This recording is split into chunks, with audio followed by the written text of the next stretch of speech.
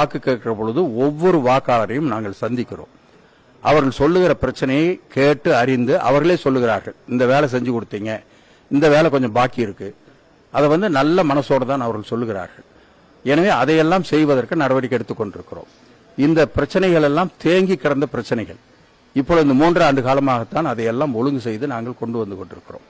எனவே நாங்கள் சந்திப்பது மக்களை கீழே நடந்து போய் அவர்கள் இருக்கிற இடத்துல போய் நாங்கள் சந்திக்கிறோம். அதனால சொல்லுவாங்க, அப்படித்தான் சொல்லுவாங்க. அதுக்கு நான் சொல்லிட்டு இருந்தா நல்லா இருக்காது. தற்போது நிறுத்தி வைக்கப்பட்டிருக்கின்ற வேட்பாளர் சந்திரகுமார் அவர்கள் ஏற்கனவே மாற்றுக் கட்சியில் தான் இந்த திமுகவில் இருந்ததாகவும், ஏன் மூத்த நிர்வாகிக்கு அந்த வேட்பாளர் பதவி தரலாமே, அப்படி என்றால் இந்த மாவட்டத்தில் இதெல்லாம் நீங்கள் ஆரம்பத்தில் கேட்டிருக்க வேண்டிய கேள்வி, இது இடையில கேட்க வேண்டிய கேள்வி அல்ல.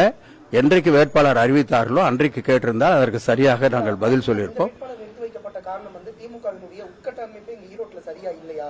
ஏன்னா பழைய இல்ல அப்படின்னு அவங்க நம்பிக்கிட்டாங்கன்னா எங்களுக்கு நல்லது.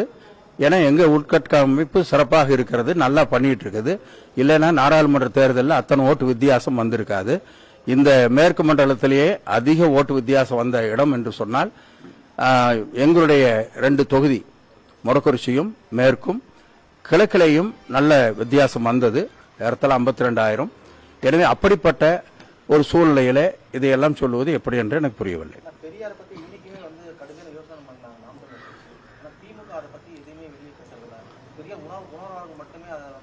இந்த நேரம் தேர்தல் நேரம் என்ற காரணத்தால் நாங்கள் அதை தவிர்த்துவிட்டு மக்களுடைய பிரச்சனையை மட்டும் கவனிக்கிறோம்.